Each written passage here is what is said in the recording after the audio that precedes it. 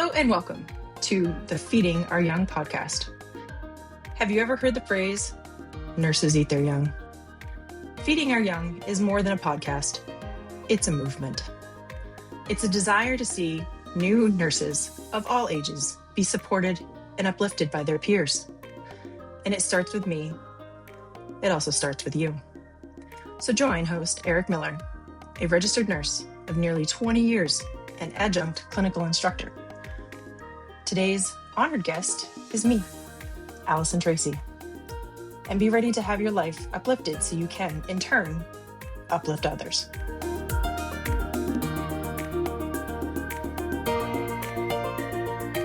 Welcome to the Feeding Our Young podcast.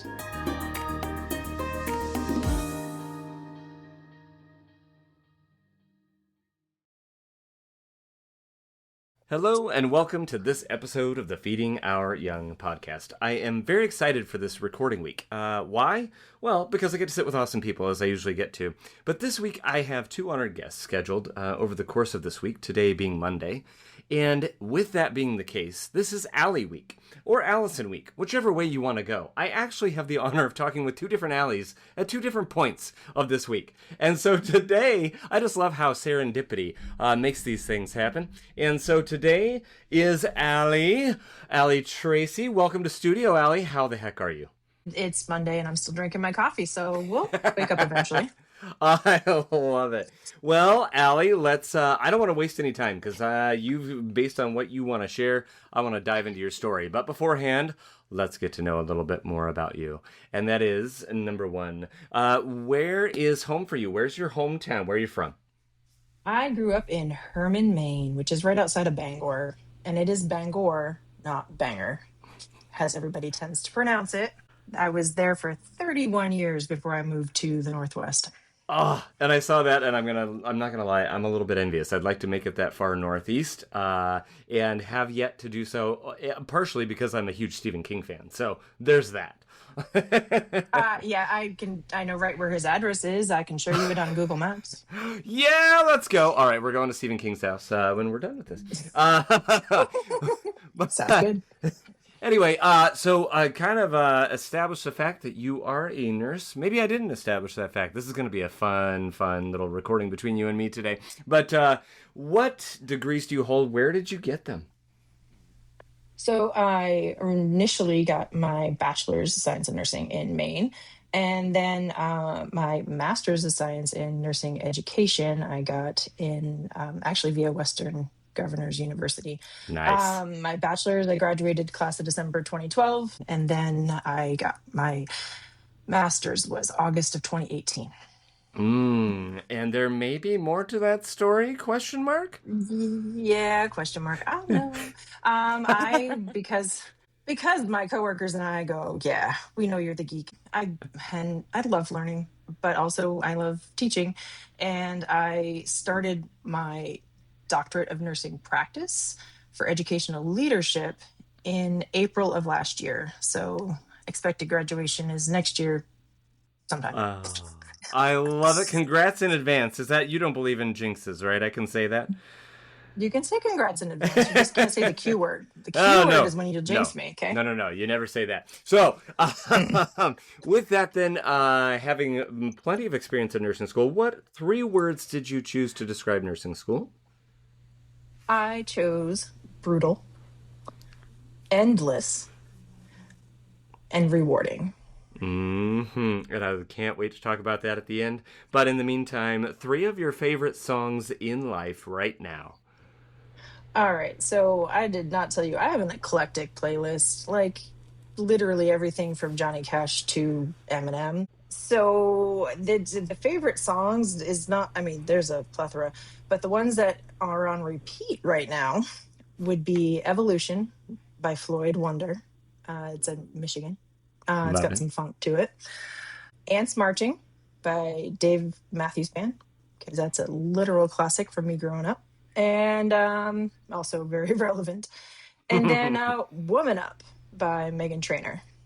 Nice. Very good choices. Those will get added to the Feeding Our Young Spotify playlist, hopefully sooner than later. That's one of those side projects that I just have to update about every 10 or 20 honored guests or so. That being said, you and I discussed prior to starting this little shindig, I said I wouldn't get into any icebreaker questions, but you just opened the door for the one that I have to ask. As a self-referenced geek, do you have any fictional characters that you most closely identify with, and why? This is so funny. Hermione Granger. I'm very much Potterhead. I also of the House Gryffindor. And most recently that became my Zoom background too, with the like moving fire. But she's the book nerd, but at the same point, like she saves her people and her friends, her best friends, like or anybody, just with her knowledge, the did you actually look it up, you know? Um and I love some of her eye rolls too when it actually came to the movies. Yes, I like the books better than the movie, but Oh, yeah. the fact that she can persevere and has the ingenuity to help others, yeah. And I've actually taken care of patients that they had some sort of shirt on, whether it was Ravenclaw or something. And they're like, don't tell me you're a Gryffindor. And I said, yeah, but I'm a geek. And they're like, okay, so you can be Hermione. And they literally called me that straight up. I didn't even have to say it. So, yeah. Oh, I love this. And then, my goodness, I just think that's fantastic. And I love connecting on with patients on that basis. I have, from my peds oncology days, I've got all my, peds tops, right? Cartoon characters and things like that. That's just who I am. And I continue to wear them in Mother Baby. And I have one that's got this giant, like, Pikachu. And I'm not a huge Pokemon guy, but, I was like, oh, this is a great top. And it's one that I wear less often in my Mom Baby because it's like, you know what I mean? It's not as common character that people would whatever. And I tell you, I can't tell you how many times this happens, but one shift I was like, I'm going to wear this one. Either to get it out of the way, I don't know. I was feeling it and I wore it. And one of my moms that night, she had a stuffed Pikachu in her bed.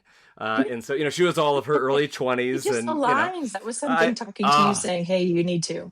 And if I saw it, I'd be like, I choose you, Pikachu.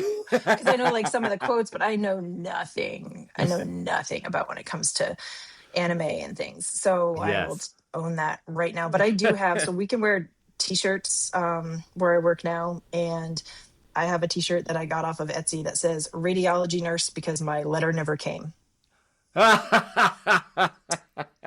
So yes. Oh, I love that. I absolutely love that. Okay, so Allie, I gotta ask you.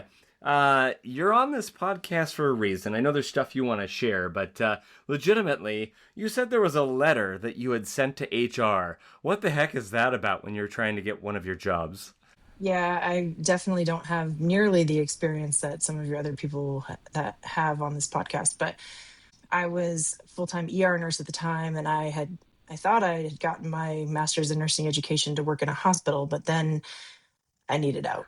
So I ended up I found jobs. WSU had jobs open, and Dear Human Resources, nurses eat their young, comma, and I want to work to change that culture. And then went on. And then, but so that's what happened when I walked into my interview with Dr. Kate McAteer. She was interim vice chancellor at the time, I believe.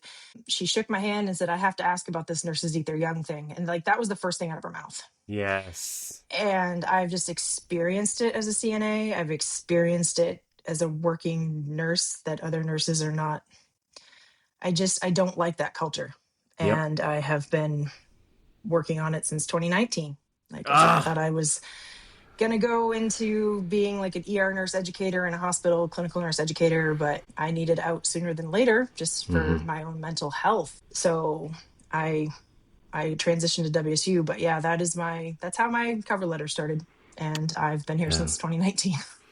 Which makes me feel late to the game. Here I am now just trying to help change the culture as of a couple years ago. So here we are, two people, like-minded, trying to do the same thing, nursing students. We don't want you to get eaten. We really don't. And we're going to do our darndest to try and keep that from happening. Speaking of, Allie, you said you've experienced that on various floors or whatever the case may be, whatever you had just mentioned.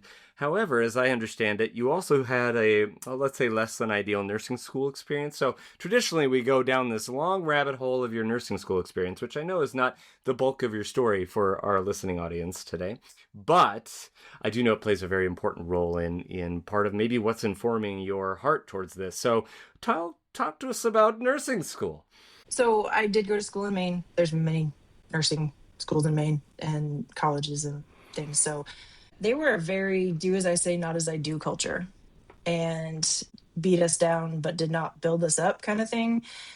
We were the first cohort in, I believe, 5 semesters that actually did get 100% on our NCLEX, which is our licensing exam for those that are new to that. And when we received a letter in the mail congratulating us on this, but the letter was not great job persevering. It was how they were thanking themselves for the job they did to get us where we got. And I honestly should have taken a picture of it first just for like to show people, but I literally grabbed a lighter and went outside and torched it. I was I not even gonna have that in my possession, even though a picture would have been my possession. But like right. it was ridiculous. We went, even one of my classmates passed due to medical malpractice, which was fully verified, but in the final weeks of class. And I think that was what, honestly, I had a professor that said to me, she goes, the university is making me give you guys a final or else you can't graduate, Mm. but they can't tell me what to put on it. So y'all are going to pass because you've already been passing. There'll be maybe a couple new questions and new content, but the rest of it would be Yeah. stuff that you guys have already done.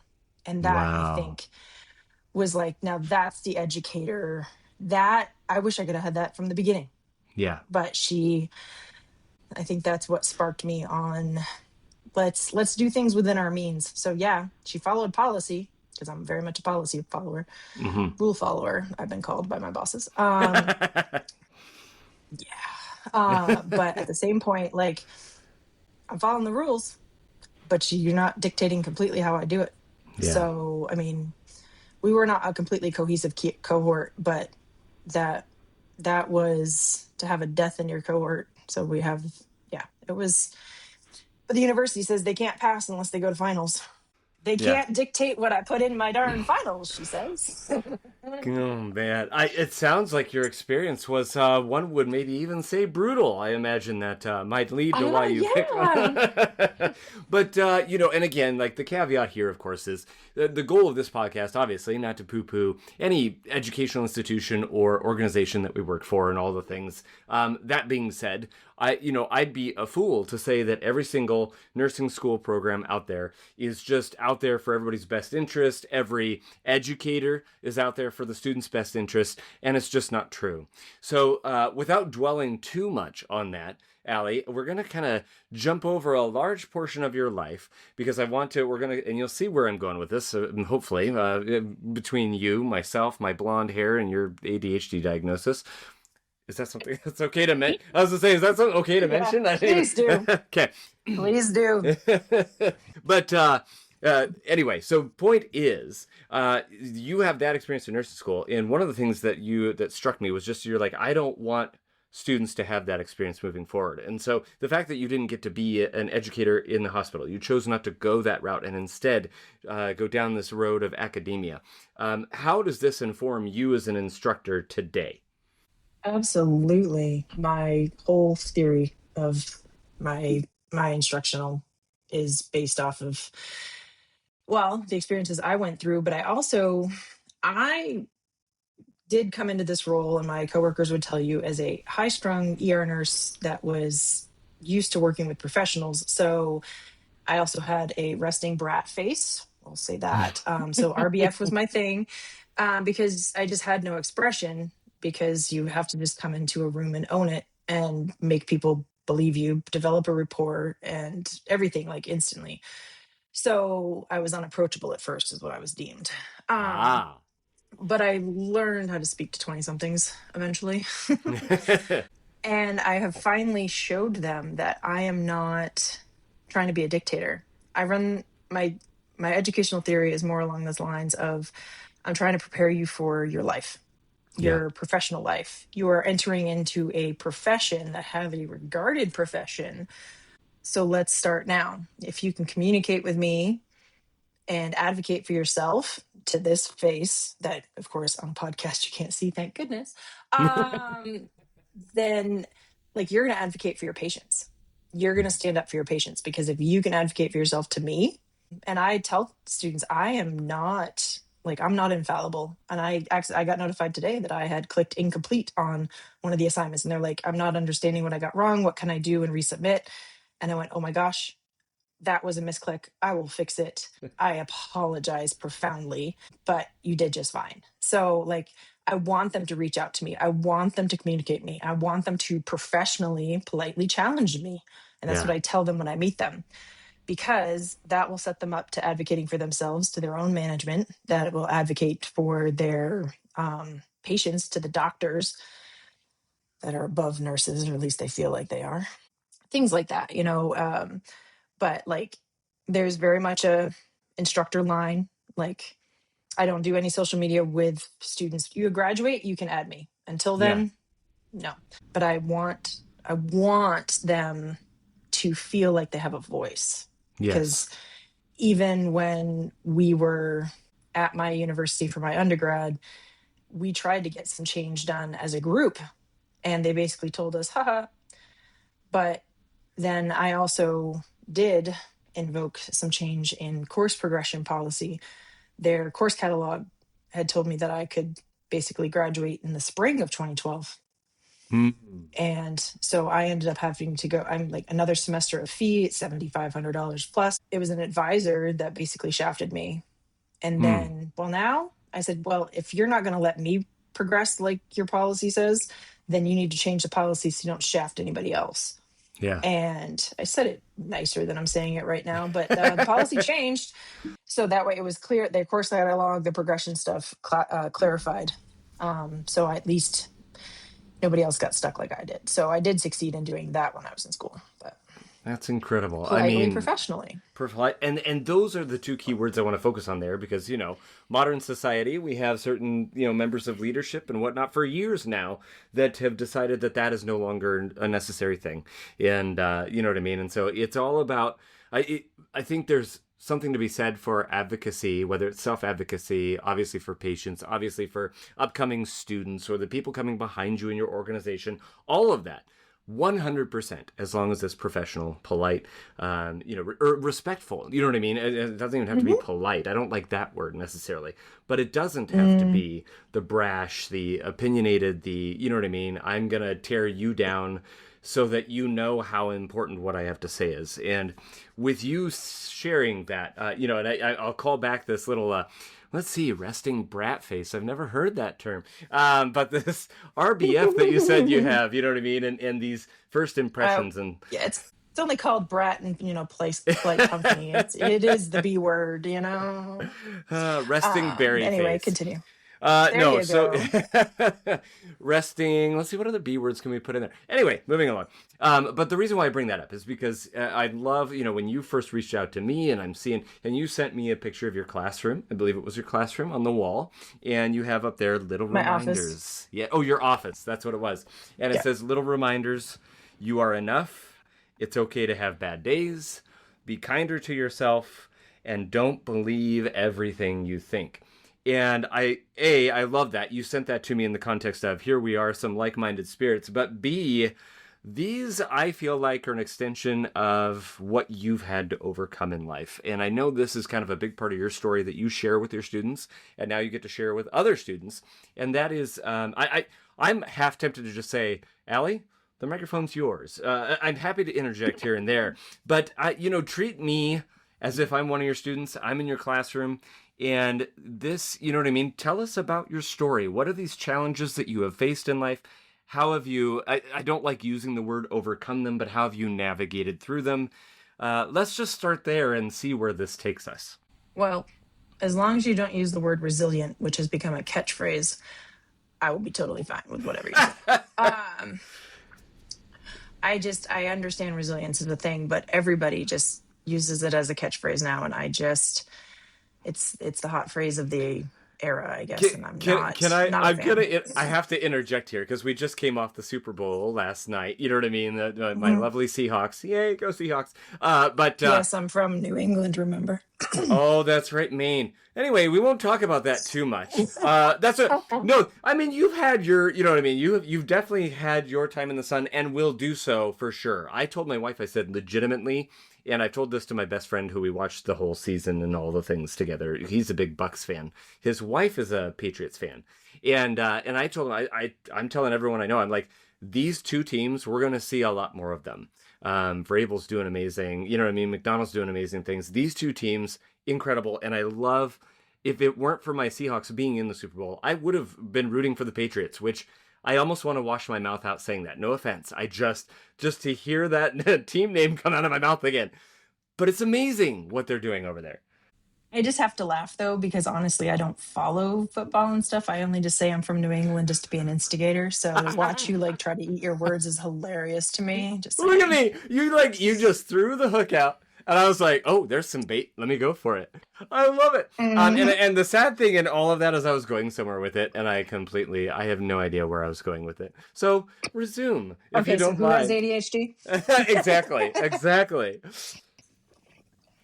Okay. Anyway, and I forgot where I was. You should Bad host. you I said it was just a derailed huge both of us completely. So I yeah, was it's fine. talking about the four things on your office wall and how we were just talking about Oh, challenges, navigating the yeah, challenges and things of that nature. and So yeah, overcoming them. yes. So the Oh, whole resiliency. That was it. Resiliency. resiliency. And so all I was going to say Yeah. is so many times in the postseason, it didn't matter what game we were watching. I'm not talking Seahawks or New England specific. Any post, if I had $1 for every time the commentators would say something along the lines of, "This is an instant classic, Bob." I got so tired of instant classic and resiliency. You know what I mean? Like it. I feel like that's Yep. kind of the same vibe, right? Like you're hearing it over and over, and now it's being used in ways that maybe it wasn't initially intended for. Yeah, no, I did go to a Super Bowl party, I'll tell you that. And I did actually wear a Seahawks shirt, you'd be proud. Um, but it was the one I bought in 2014 when I was working bedside and needed to, I call it my native camo on Super Bowl weekend. So this is exactly the second time I've worn it in my life. Just Oh, well, throwing that that's out great. there. That's fantastic.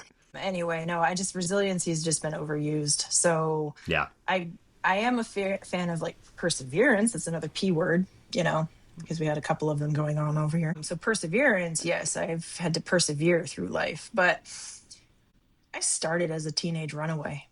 Yeah. So I went out the middle of I went out my parents' window at night and never looked back for quite a long time. And it has showed me a lot. So I was 16 and then thought I was, thought I had things figured out. Some, yeah. P.S. We don't at that age. And then also I became a teenage mother at that point, which would have already emancipated me, or that would have emancipated me. But I went to court and took them there anyway. Divorce your parents in court. I don't Mhm. recommend that either. I don't regret. I do. I have one regret, but that's not the place for it. But I can say that I had to persevere through a lot. The baby daddy, then it was a domestic violence situation, restraining orders, many things. Single mom for at least a few years before I met my next husband, who was very, very good to me for 23 years. But through all of that, like I actually didn't think going to college or doing anything was going to be possible now that I became a teenage mom. So I do this talk at a non-traditional high school here in the Tri-Cities. That's where I am if we hadn't established that. And I go to this high school every year for this. And actually they've started a different format. So they're like, you could come back once a month and you hit different students because it's a non-traditional optional Oh. high school. They actually have an on-site daycare. The first time I ever did this presentation, I was shaking, mainly because Hmm. I don't like to be in the spotlight and I did have to do it in person. But at the same point, I found out that I was sitting in the classroom of the person who was the faculty advisor for the on-site daycare. And some students walked in. I did 3 sessions. Some students walked in and she's like, you need to sit down. You're going to hear this. Like, it's our high school students too, right? Yeah. And she Yeah. looks at the crew and goes, this is not your traditional type of job presentation Right. today. Sit Right. down. So they sat down and were very attentive. And I had a PowerPoint thing that I did send you. So you have a preview of like my timeline in life. But Mm-hmm. I was supposed to be a computer engineer, Eric. I never went to school, and then, pregnancy and things, and didn't think it was possible. And then I worked at the post office. I carried mail for Mm-hmm. a while, Mm-hmm. worked processing at nights and things. Then the DV happened, and I still worked for the post office, just lived elsewhere. And then still overcame, like Yeah. persevered. I started in healthcare because I honestly needed a schedule around my kids' life, like daycare. So I started in home health and did home health, home visits, did it depended on what the case manager had found they needed was what I did. And that way my kid could go to the Y for the day, and then I could pick them up before the Y closed. Yeah. And then it was a long journey. Just listening to, at the risk of cheapening it, you know what I mean? That is a summation of so many challenges that I can't even imagine. There's so many people that would be like, how do we even make it through all of those, right? Like, so I guess, because you don't have, like you said, you don't have that typical, oh, I always wanted to be a nurse ever since I was 4 or 5 years old. You know what I mean? That's not, what I'm finding is that's not even the typical story, right? And so I Nope. guess, why nursing then? And I feel like this fits like a glove with what you're saying. But why nursing? How does nursing enter the picture there? So I was the home care aide, and then I needed health insurance. So I went and worked in facility as a still more like a personal care attendant kind of thing in an assisted living facility. And I basically was doing almost CNA work at an awful place. It was a clean place. It just management was awful. So, but I wasn't getting paid CNA wage. So then I finally went and took CNA classes and Hmm. stuff at a local nursing home and got my CNA cert. And that was stupid cheap. And I had to come together for $100 for a book. And that was enough, like at that time, trying to scrap together $100, Yeah. which then if you kept the book in good condition, they'd give you your money back. So you had to make it through without my kid hurting anything, right? Don't touch. um Don't touch. Don't touch. don't touch, no, no, no, no. And then that way I could get my $100 back. And then I worked out my per diem commitment to them, but they also didn't have any open positions at the time. So I started looking for jobs, and I ended up acute care hospital. Hmm. And I was on a cardiopulmonary care unit where the whole hospital world opened up to me. I'd never seen a CAT scan before. I took a patient down to CT scan, and I had never seen a brain on radiology. So I was like, oh, what's that? But also, that employer had tuition reimbursement. And I went, wait, what? And if you worked full time, it was $2,000 a year. You just had to apply ahead of Wow. time. And I was going to community college, or wanted to go to community college, because I was there for more than a year before I figured out that they had tuition reimbursement and things, and maybe nursing would be fun. Because as a CNA, I mean, I definitely have the stuff I remembered on the floor. But that was where, like, Allie, I wrote that on a board one day, and one of my patients goes, hey, Allie? Well, you're also my ally, which it is spelled ALLY. And I was like, yeah, I am your Yes. ally. I'm here to help you. And then I would see the nursing schools come in with further clinical rotations, and I knew exactly where I did or did not want to go to school just because of the way the students acted. But Mhm. I also had the theory that my name was on these patients also. So, what can I do to help you? Because I know you guys are responsible for your patients, but what do you need from me? So, I would check in with the students and make sure they had what they needed. And this was all in 2000. Well, I started working at that hospital in 2006. My kid had been born in 2000. It was 2007 that I started taking summer classes. So I did not have an infant going to school, but I definitely had a 7-year-old wanted to know why I was spending my time in some books. I'm like Yeah. writing papers. Um, but that was the spark of nursing. Was I fell into it because I needed a job that could go around my kids' schedule when they were preschool age, and I liked it, so I Yeah. stayed.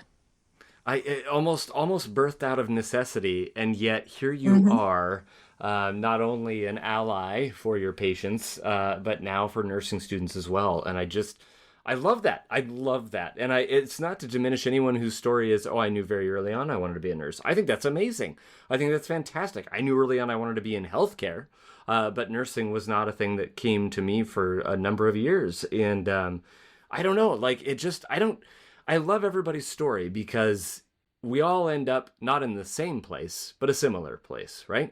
You and I Right. here, we've both taken care of patients. We've both taught students. We're both, and because of these varying backgrounds, we all get to just feed into one another and kind of take a little bit from here and there. And part of that's the journey, right? And I don't want to, at the risk of again, just shortening the experience that is your life, I know that you also want to talk about your career progression and, to what degree that's typical versus atypical, and maybe a very key lesson you learned along the way. So, describe for us. We kind of talked about nursing school. We've talked about where you are now. Let's fill in the gaps. You've gotten a nursing school. You want to become a nurse, or now you get through nursing school. This brutal experience. You graduate. You get your NCLEX. How do you fill in the gaps now? So what does your nursing career look like, and what is it during that journey that you definitely want to share? Yeah, I'm gonna pull up my PowerPoint because that way everything's in front of me. I should say I hope so, wherever it went to. I love computers some I days. can resend it Good to thing you if I'm you not need a computer engineer, you know. to. Cracks me up some days. Anyway, so yeah, I fell into it. Like I said, it was 2003. I fell into it, and then I started working at that hospital in 2006. Yeah, 2006. It was April 2006. Now that I remember, and I was there at that same hospital until I graduated in December of 12. And the manager didn't want to hire me on and gave some BS excuse, but we're not going to go into that. But I did start at another local hospital that I had done clinicals at, that I was working as an EMS provider. I knew the people there. And actually, when I was riding with a medic partner one day, I was a basic, and due to my autism, can do very separation of roles and things. So I didn't Hmm. ever cross lines. And we'd get into some situations and they'd be like, hey, and I was like, hey, would you like me to set up a 12 lead EKG? Because that was within my scope. But I Yeah, sure as crap I wasn't sticking anybody with an IV or anything like that, even though I definitely had the skills, right? But I'm not yeah, allowed to. yeah. So I was riding with a medic one day and I was like, we had gone to breakfast and he goes, you got your practicum, your capstone person, where are you doing your clinicals at the end so you can graduate? And I said, I don't have one yet. I have been trying, but I don't have one. I don't have an in at a hospital. I don't have, like, nothing's working. And he goes, we got to go restock. We're going to go up to our hospital. And I said, okay. So we did. And he goes, we're going up here. He took me to the director of nursing's office and said, she doesn't have a clinical placement yet. So what are we going to do about that? Allie, meet her. And I went, huh? Like, totally unprepared of anything. He, of course, didn't tell me he was going to do any of this, right? And well, she goes, well, and actually, this is our nurse educator, and we were just talking about clinical placements. Where would you like to be?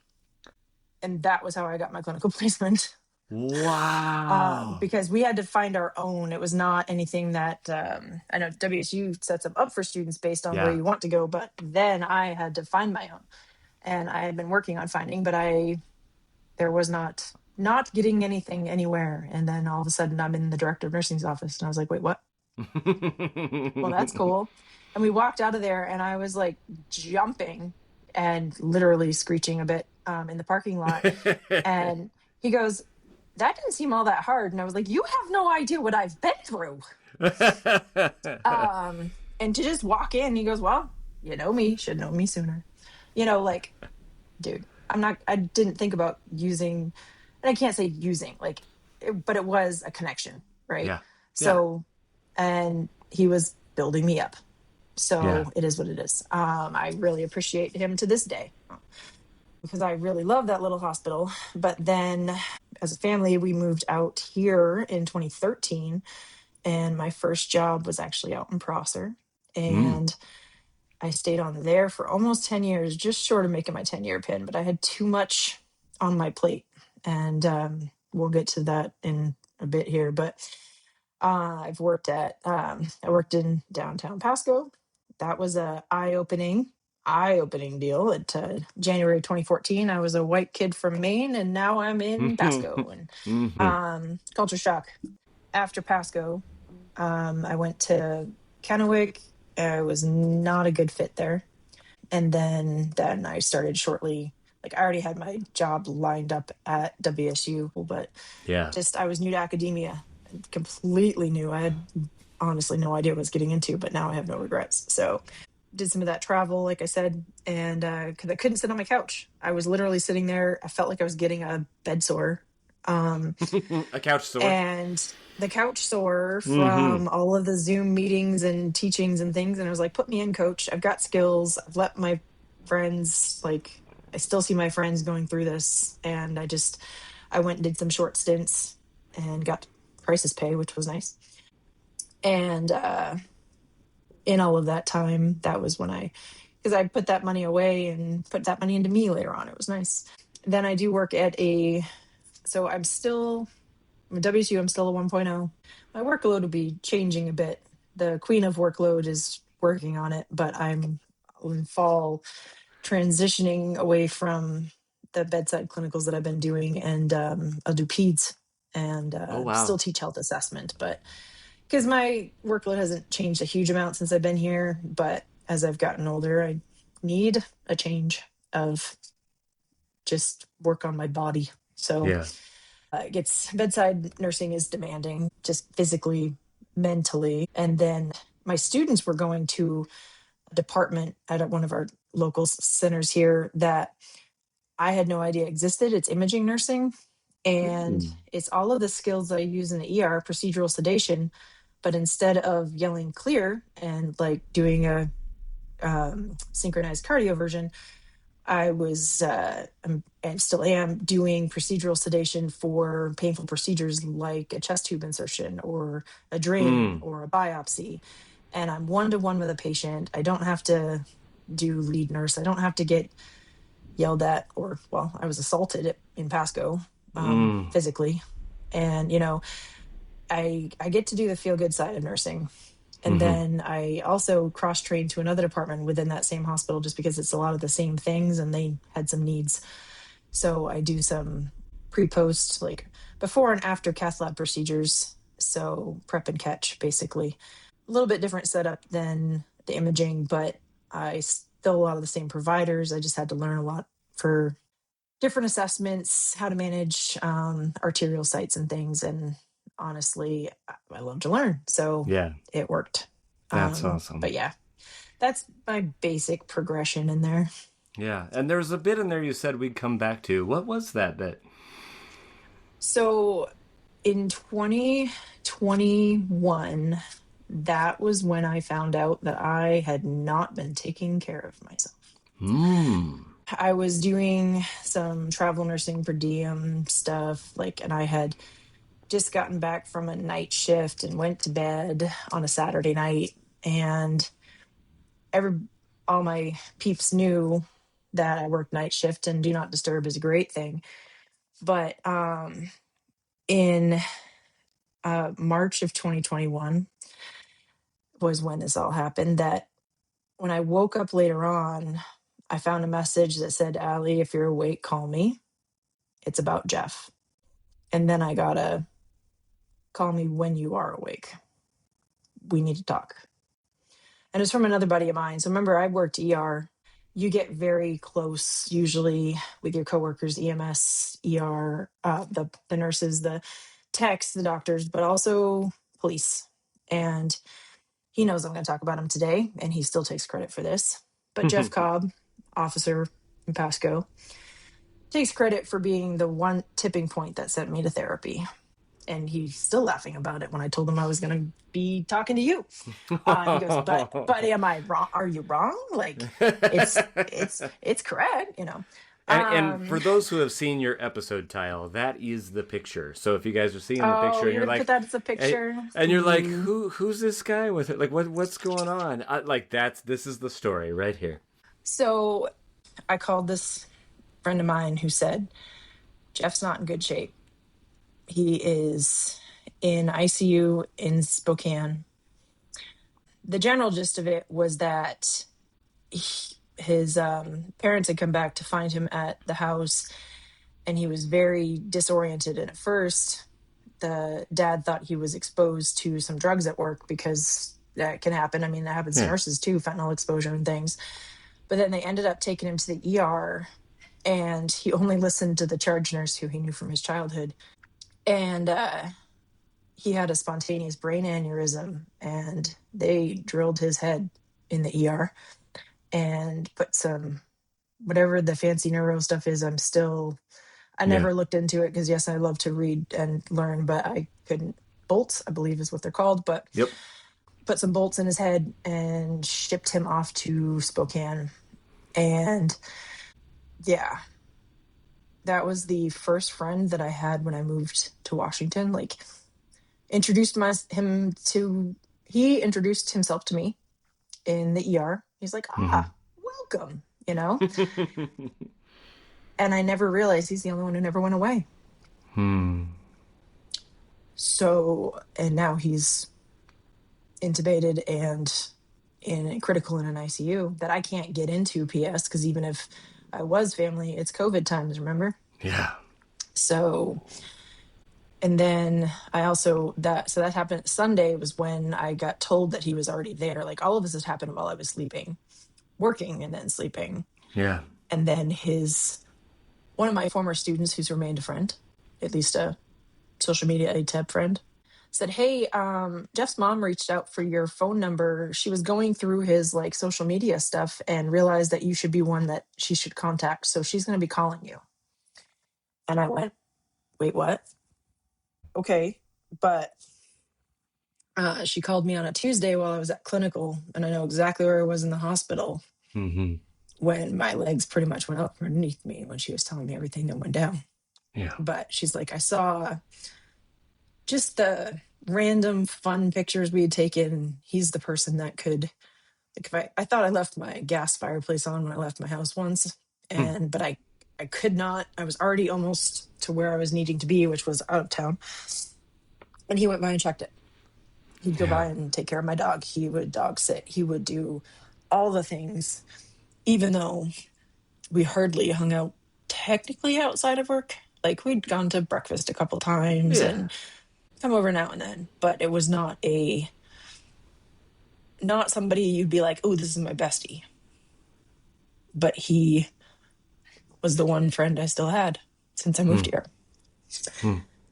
So yeah, that was the tipping point when I realized that I had not been taking care of myself as an ER provider. And I ended up literally finding a therapist right after that. And I've been with that person ever since. So I eventually did talk therapy for more than a year before I decided to start some meds. And then the combination and take care of myself today much better. Yeah. But I tell students, because I'm working with them in their first assessment class of their first, because it's like junior year when you get to your nursing classes in WSU. So I talk to them openly that I see a counselor, that I take medications, and there is PTSD in nursing and in many trauma in my life in general. Remember TV. So I just didn't take care of myself. I focused on the patients first. And there was a quote from my EMS instructor that I continued to not say or not tell to myself, which was, who's going to rescue the rescuer? So you have to take care of yourself before you can take care of anybody else. So I started saying that to my patients all of the time, or not patients, sorry, students. Yeah. And as soon as I started that, like, that was another turning point with the students, that they figured out that I really was there for them. because they would come to my office and be like, can we chat? And I'm like, I'm not a licensed anything, you know. um, but also they wanted to communicate to say, hey, I have a doctor's appointment before orientation, and I just want to let you know that I might be just a little bit late because I have to go from there to there, you know, but I'm going to get back on my antidepressants.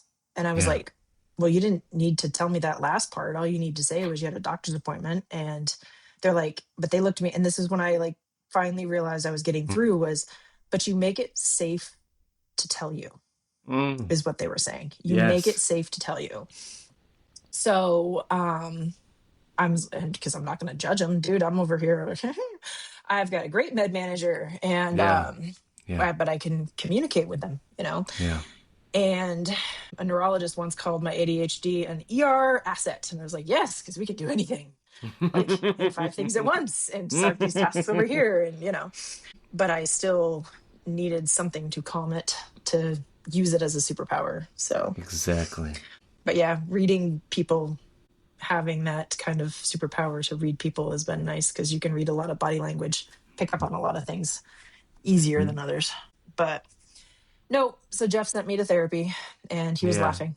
Like I said, that's what and he, and and just so everybody knows, how is Jeff doing today? he's fantastic. He Yeah. actually is his goofy self. He's actually back on the job. He went Oh, back on the wow. job a few years ago. Wow. He's been a few weeks. He does not remember a few weeks in ICU. He does remember med surge. He remembered all of his passwords. It didn't affect that part of his brain. But he then, like, they finally, he's had his follow-up scans and things. He had to go through occupational therapy and I believe PT, but at least OT. He had to learn how to walk again, but also on like uneven surfaces. So anybody who does neuro, it was that part of the brain. I also do have pictures that I'll ask him if I can send to you, that you could put in somewhere, of this is what a normal brain is supposed to look like, because it's the after picture, and this is a brain on Oh. like before the verapamil. Oh. But he went through a lot, and then he's back on the job, and he has a lovely scar, but that's the scar that kept him alive. Yeah. So I Oh. went and saw the provider eventually, because I know the ER provider that took care of him, and of course, and said, hey, thanks for saving Jeff. And he goes, yeah, I've gotten thanks, and I've gotten, did we really need to? Was this necessary? Was this necessary? But Jeff is definitely unique. But Yeah. that picture that I also sent you got shared. I took him to meet in person, or not in person, but in picture, the Duck of Justice in Bangor, Maine Police Department. And that was the picture I held up with the duck. And honestly, the post still exists on their Facebook page, but it's the Bangor, Maine Police Department Duck of Justice. Well, the Duck of Justice is within the department, whatever. But he loves the writer Tim Cotton. He started that writing with the blessing of the chief, Yeah. and he really liked the posts and stuff. So when I was headed back home, I was like, I have to go see the Duck of Justice, and I'm going to take Jeff in picture.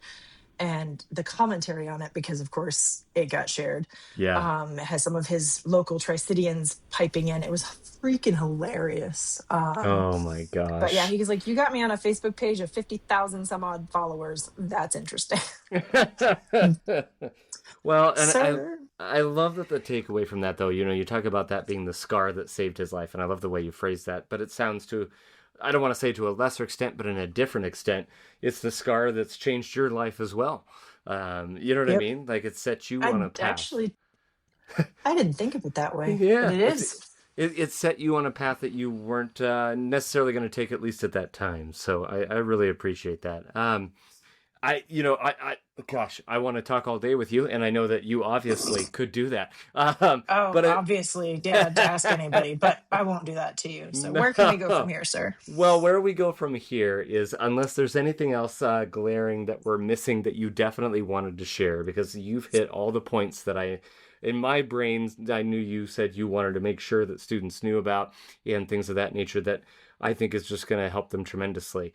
I guess I have one last closing question before we do our traditional closing questions, and I like how you answered this, but through this kind of challenges thread that runs through your life, personal, professional, and with friends and things of that nature, again, the way I don't like to phrase it, how do you overcome them? But I loved your response to how do you work through your challenges as you have faced them and continue to face them?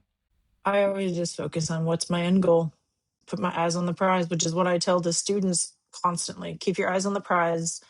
You're almost there, like one semester at a time. And do break it into little goals, not just I need to get through nursing school. As like, I need to get through the first month, honestly, the first week sometimes.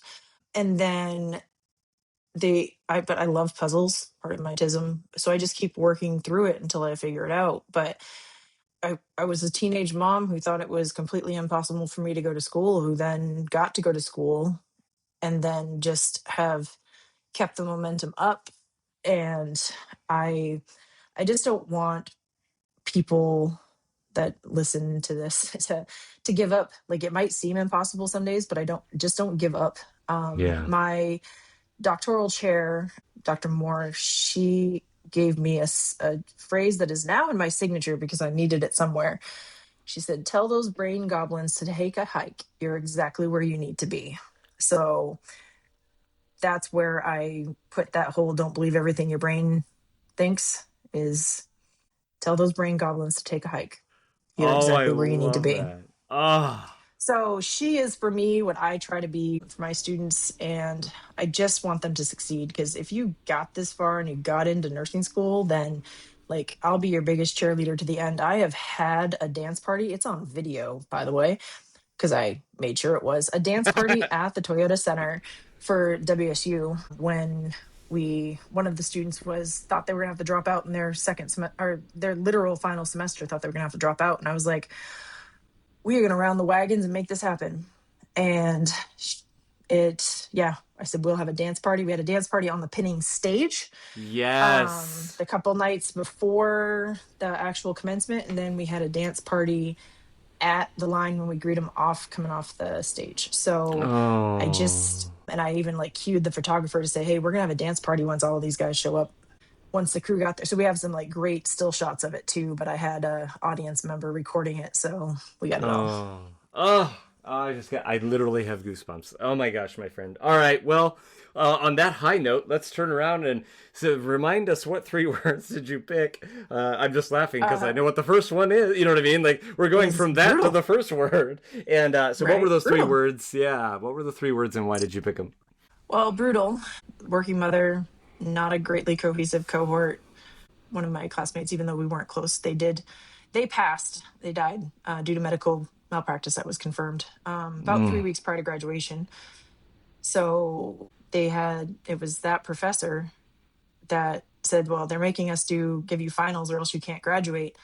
But the fact that they don't dictate what I put on my finals, she made sure we passed because she gave us all content that we'd already learned. So a few new questions, right? Mm-hmm. But at the same point, just no, not everybody's gonna have that experience. But like it's brutal because there's high expectations. These are people's lives that are gonna be in your hands. So Yeah. we hold you to high expectations because you are going to have an effect, and we want it to be a good effect after, not a bad one. Endless, because are we there yet? I didn't mention that I started taking classes part time at community college. I took my paid time off, my PTO, to go to class. I made my deal with my boss because I had Mm-hmm. every other Thursday or Tuesday was a work day, and that's when classes were. So I would come in, work 7 to noon, and then go to class, take my PTO for the rest of the day. And then once I transitioned to university, I went per diem anyway. Yeah. And then after you graduate, you're still always learning. Always learning. So like literally nursing school is endless because being a nurse is endless education, but it's for a good thing. And that there's the rewarding part. I don't have any regrets of the path that I took, and besides some of the instances I wish I could have prevented, but they've led me to who I am today. So Yeah. the patients I've helped, the differences I've made, it's very rewarding, and I Yeah. wouldn't give it up. So Ah, I love it. I love it. I love it. You have one piece of advice to give to the listening audience. What's the one thing you want someone to walk away from knowing? Well, I had two, so you're going to have to decide because I could not decide. So I you love can be it. the 50-50, okay? No, here's how this is going to work. You're going to give us the second one first and then the first one. It'll be great. Unless they feed off There we each go. other. Let's just play it backwards. Let's go. Hey, whatever you're going to do. You're the guru. Be a good human Mm-hmm. because you'll never know the impact that you will leave on others. My other one is know your why. Why am I here? What am I doing? Stick to it and don't give up. Mm. Mm. Excellent. Allie, I cannot thank you enough for taking time out of your Monday and just sharing your heart, your life, and your friend and your wisdom. So thank you so very much for reaching out to me. This has been a pleasure. Yeah, I did not know that your podcast existed. I'll own that right now. But it was one of the other faculty members that mentioned it to me, and not because they were on it, but because somebody else I knew was on it. They're like, "Hey, you should go watch this, or listen." And I did, and then I was like, "Oh my gosh, I need to reach out to him because doing this presentation of my path to the local high school only reaches the people I talk to." Yeah. But maybe we'll get you a little bit more promoted because once I see that I have the shareable links on this, I will get it spread around. I love Um, it. I love I it. just need people to know that nursing school doesn't have to be awful, but also it can be awful, but you're in it for a reason. So And you can there- make it through. And you can make it through. you Like, can make right? it Like through, you that's can it. persevere. And just because we're faculty does not mean that we are out to get you. So Amen. Hallelujah. I mean, again, most of us, that's for sure. I would hope it'd be most of us anyway. I can't thank you. You just said the whole making it through and all that business. Like, I'm sitting here as we go through this, you guys. I'm looking at the time. Like, this is the last little two bits we have here. But, I'm taking notes of things I want to ask Allie, so I make sure I don't forget. And I'm also, if I think of a good, like, episode title, I'll try and jot that down while she's talking. Try and remember it. And so, because I'm definitely not going to use it, I have to share it here just because it tickled me to no end. I feel like, Allie, that you have given us an instant classic story of resilience. That's why I'm not using it, people. Go back. If you're just kidding, listen to the second half. Go back. You'll see why this is all of that was stupid. All of it was stupid. So I appreciate yeah, it. you use that and I'll be like, excuse you. I know I signed a release somewhere, but You're like, still. I am done with this. You can use the P word, use perseverance. Just don't use the Q word. If you use the Q word, you might just get alienated by everybody. Just saying. Amen to that. All right, Allie, you have a wonderful rest of your day, my friend. You too.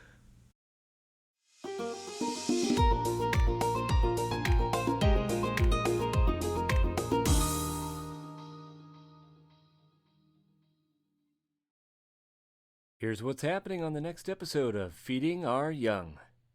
So my one piece of advice would be to ask questions when you're unsure, because we are taking care of people's lives, which is precious. So make sure that what you're doing is right, but also have confidence in yourself and trust yourself and your knowledge and your skills, because you are smart and you do know what you're doing.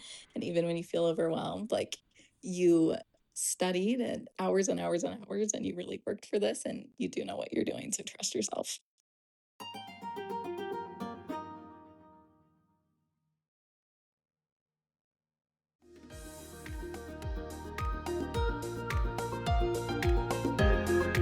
Did you like today's episode of Feeding Our Young? Want to know more about the Feeding Our Young movement? Check out our website at feedingouryoung.org. Would you like to be featured on a future episode? Maybe have Eric bring his unique brand of encouragement to your nursing students or nurses? Please text us at 509-666-5636 or email us at info@feedingouryoung.org. We're so excited to have you return to hear our next honored guest. Be sure to follow us on YouTube, Instagram, Facebook, and TikTok at Feeding Our Young LLC. Again, that's username Feeding Our Young LLC. Until next time, be encouraged and go find someone to encourage today.